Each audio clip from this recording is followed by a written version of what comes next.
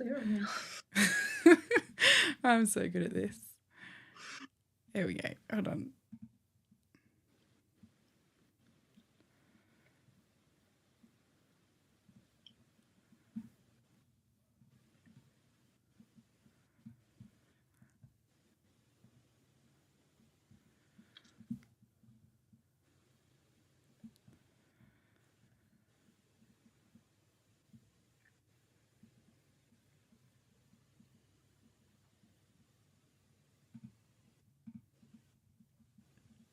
Hello and welcome.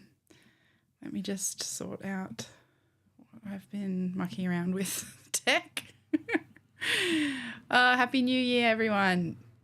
If you're watching us live, drop a comment, share with us what you're doing today and what you're thinking about New Year's resolution. All right, let's kick this off. So, hello and welcome to the NeuroAccess at Work podcast, live, obviously. My name's Crowe and I'm an Australian human rights lawyer and the founder of NeuroAccess, a consultancy focused on accessibility for neurodivergent people everywhere. Before we start, we'd like to acknowledge the traditional owners of country throughout Australia and around the world and their continuing connection to land, water and community. We pay our respects to them and their cultures and to elders both past and present. NeuroAccess at Work is a monthly live stream podcast that I hope continues the cultural change needed around neurodiversity at work. Each month I'll chat to different guests who I believe can add immense value and support this conversation. Speaking of which, welcome Kory. Kory Sherland is a life and work strategy coach and peer mentor to neurodivergent teens and adults. She is the founder of AudiTalk and also offers a range of services to employers and service providers, including team training on Zoom and online programs. Kory is a big advocate for embracing and supporting neurodiversity in the workplace, and you can find her at www.auditalk.net. And Kory also happens to be my peer mentor. And we all need them. And I honestly think we can all use as many as we can get. We're all navigating this neuronormative society together and figuring things out and can share each other's, struggles and wins. Can't we, Kory? Yeah, absolutely. Yeah. And I've had sessions with you on tech and medical advocacy and all sorts. So, yep. Yeah, goes awesome. both ways. Yeah, 100%. We're getting some comments. Hello, someone's got COVID. Oh, Jade, you poor thing. So, I've had a few people have had COVID over the holidays. People from Melbourne, hey, Kayleen. Awesome, love this.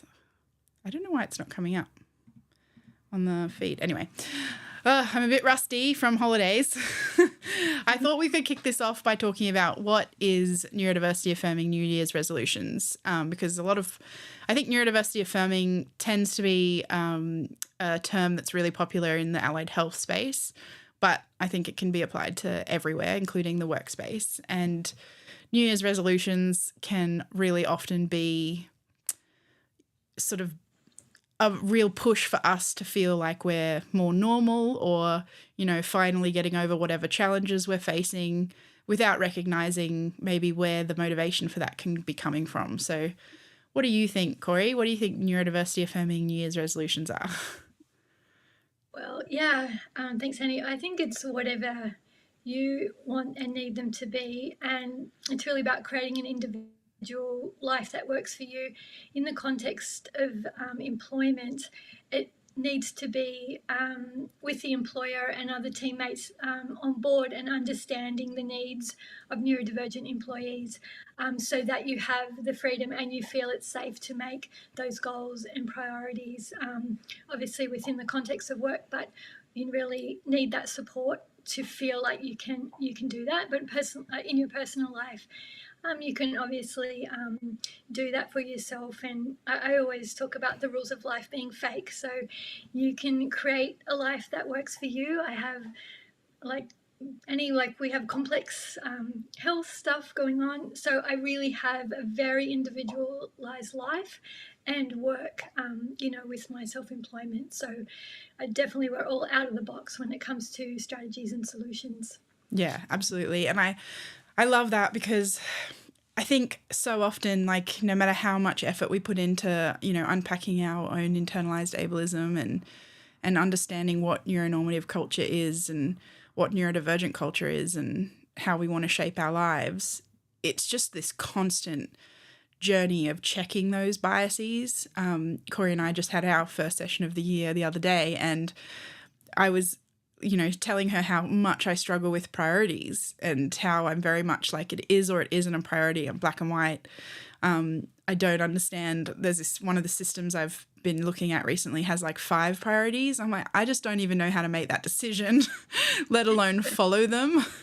But then, that's exactly the point in terms of most of the productivity systems and goal planning and setting systems are made by and for neurotypical brains and people. And so we've got to constantly question, like, does this actually work for me? Am I trying to fit into a box that maybe I'm not supposed to fit in?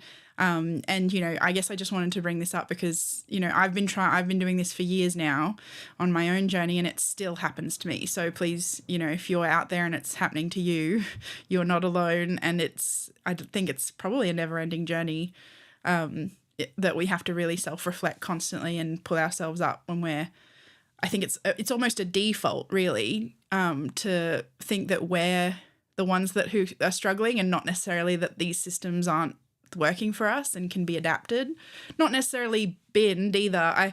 For a long time in my own self sort of neurodivergent awakening journey, I used to just want to throw these systems and thinking patterns and everything out, and that's obviously my black and white brain.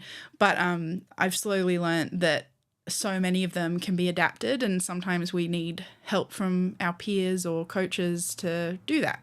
It's not always as obvious when you're looking at your own life. What do you think, Kory? Yeah, absolutely. And I think part of that is defining success and what that means to you. And as like Annie's saying, there's systems in place to kind of encourage you to think in a certain way, because the majority of people are thinking about success in a certain way.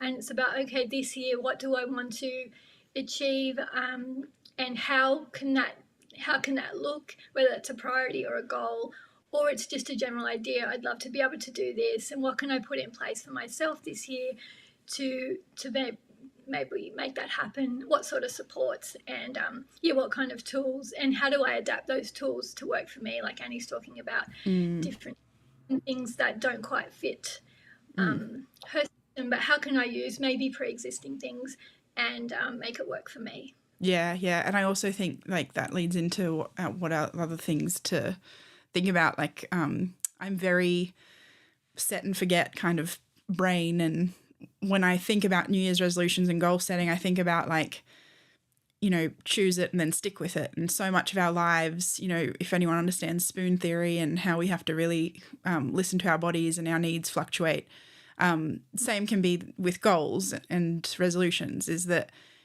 it's not the only time in the year that you can make these. You can do it any time, and at the same time you can change them at any time. I love just acknowledging that none of them are set in stone, and we ultimately can adapt whenever we want, which is a message I tell myself because I'm always like, no, I said it, I need to follow it, even if I'm dying. Yeah, personally, my functional capacity varies from minute to minute, day to day, whatever, month to month. I have my good seasons, my winter's my terrible season. So I have planned my year around seasons and trying to preempt what I think might happen, but with EDS and the whole cluster of conditions that comes with that, or dysautonomia, gastroparesis, it's like you can't really predict. So another point I wanted to make was just to be gentle on yourself when you're making your resolutions or your goals, to say, knowing your personal situation, and nobody knows your life like you do, and your life is not like anybody else's. Everybody has an individual life, and really dig into that. love it, embrace it, even if you don't fully love it. Like I've got things like disabilities I don't love, but Yes. get to it and just be like, okay, this is my life. How am I going to just make it the best I can? And how can I just try to be flexible and just love myself as much as I can when it's not going to plan? Because throughout the year, I've got a general idea of how it's going to go, but how it actually goes, I know it's going to be different to some degree, because that's our situation. So it's about like managing your expectations about your resolutions, and that's the way to really like to feel good throughout the year, basically. Yeah, and I think as well, like, Kory and I, we're both autistic ADHDers with multiple chronic illnesses and disabilities, many overlapping, and yet we both have extremely different lives and needs. So another thing I think can be common is you come into the world, the neurodivergent community, and you see how other people are overcoming challenges and barriers, and you think, oh, I have to do it that way.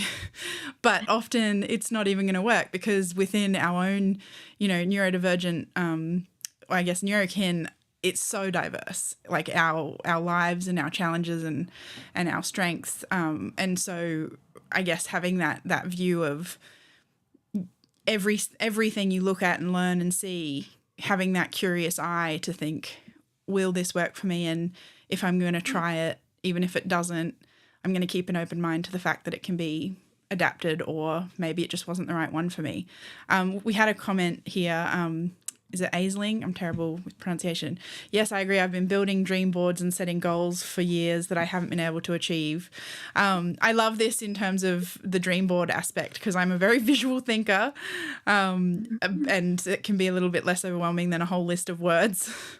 But I think it's a really good point. I think you'd agree, hey Kory, that the thinking behind how we set our goals and decide what we want to do can be very, very much motivated by wanting to fit in and have the same goals that other people our age and career paths and life stages have. And often that's where some of the struggles can come from, because we really don't fit those cookie cutter boxes.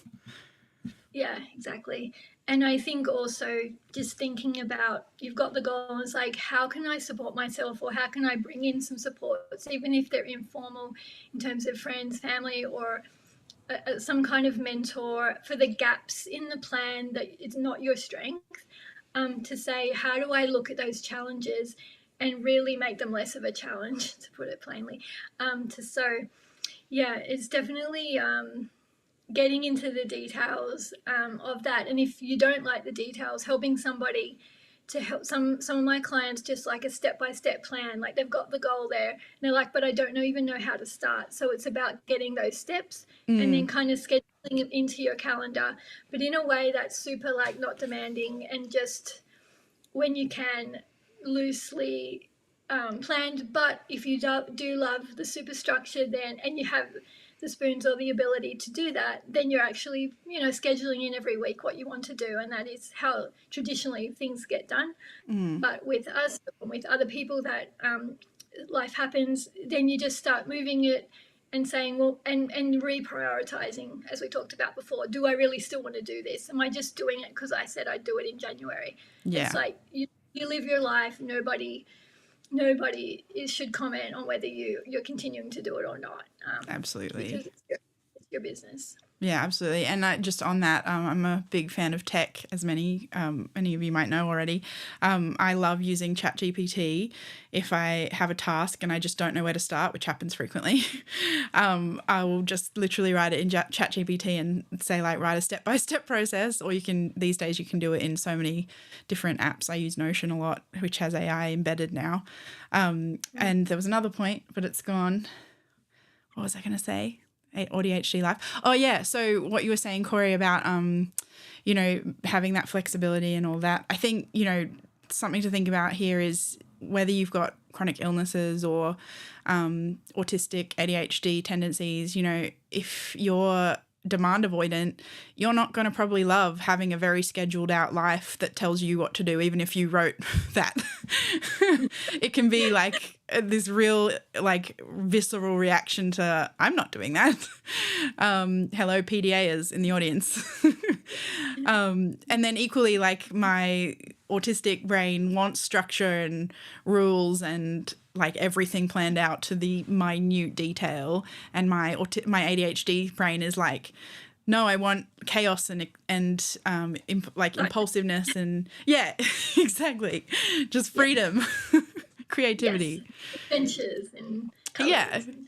And then add PDA on top of that, it can be a nightmare. So that's something to also think about, and these things can always fluctuate. You know, there are times where my demand avoidance is pretty mild, and that's usually when I'm getting a lot of support and my life is pretty consistent, and then there are other times where stuff happens and it becomes so much more challenging. So I guess, like, there's that continuing message of flexibility and understanding that neurodivergent people have very dynamic, ever-changing needs and requirements, and it's something that I try to teach the corporates constantly, is like, just because someone needs low sensory environment 1 minute doesn't mean they're going to need it the next day, and that doesn't mean it didn't exist the first time.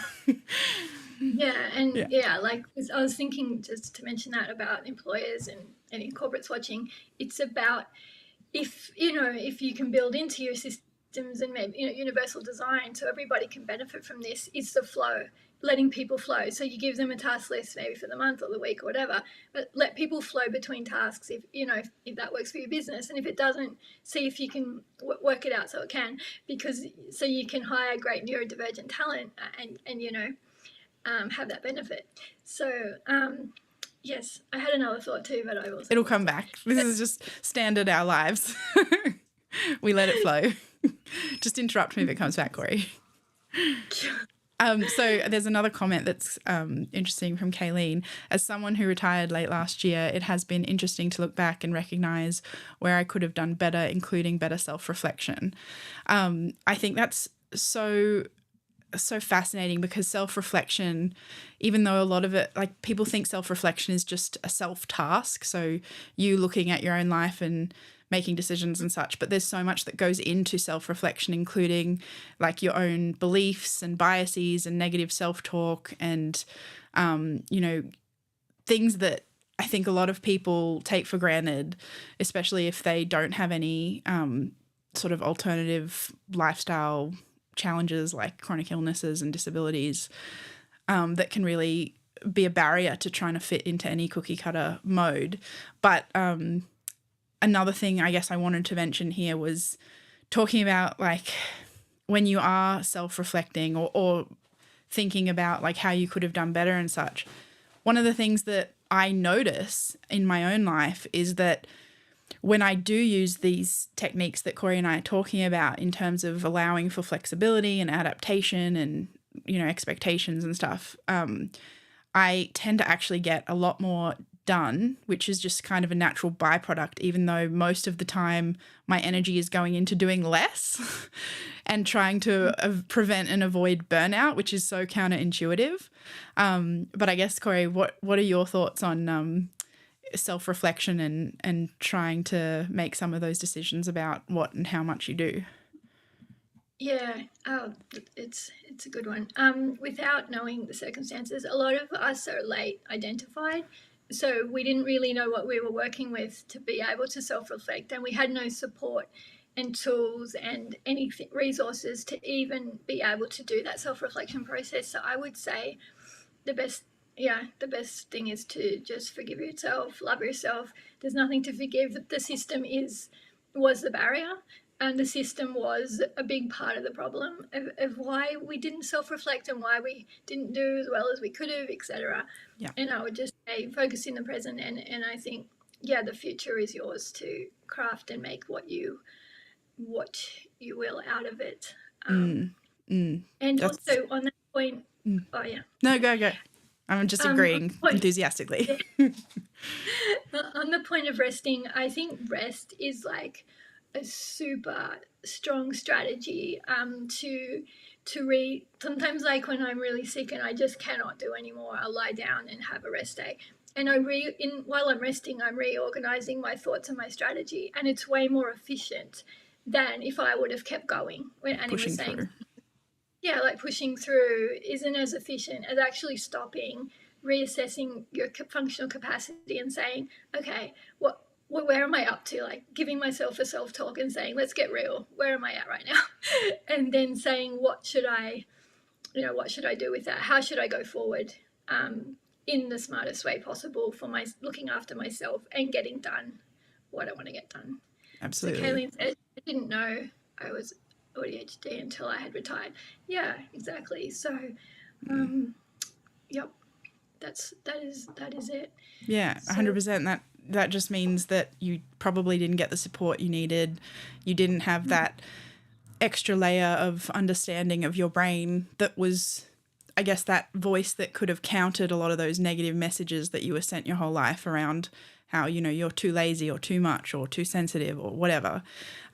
So having to do self-reflection can also be really painful for a lot of us. There can be a lot of shame and guilt. And so that can either, one, mean that we avoid it altogether, or two, make we can be quite brutal on ourselves and kind of, to counter it, try to push harder, which is not what we want to be doing, because that's just, yeah, exactly. Oh yeah, been there. We're putting our hands up for anyone who's just listening.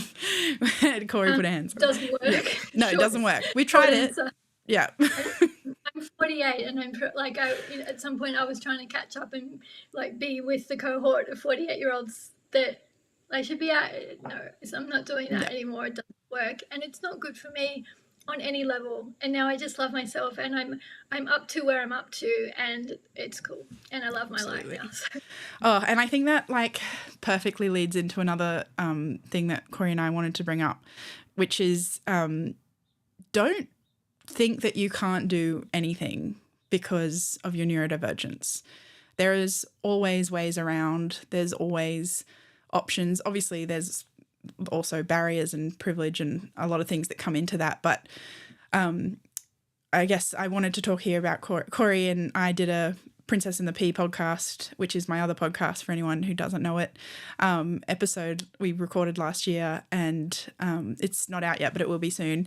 Anyway, we did the entire interview via text, and then I basically put all of Kory's interview notes into a AI voice converter that sounds quite human, so that people can listen to the podcast episode. But yeah, Kory, I thought maybe you would want to share your challenges sometimes with speaking and what that can sort of show barriers for. Yeah.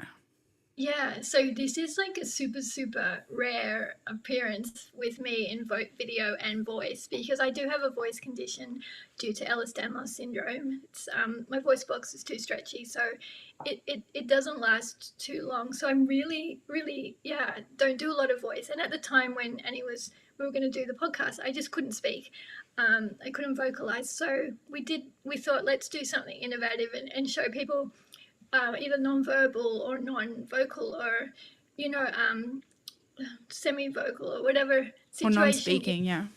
Non-speaking, selective mutism, how we can do a non-verbal, non-speaking podcast. Yeah, how you can get around that lose my requirement. At some point. In the autistic sense, I lose some ability to speak after I've spoken for a while, and as things start to unravel. So I think you're seeing it now as well. But we want to be like Annie's talking about NeuroAccess.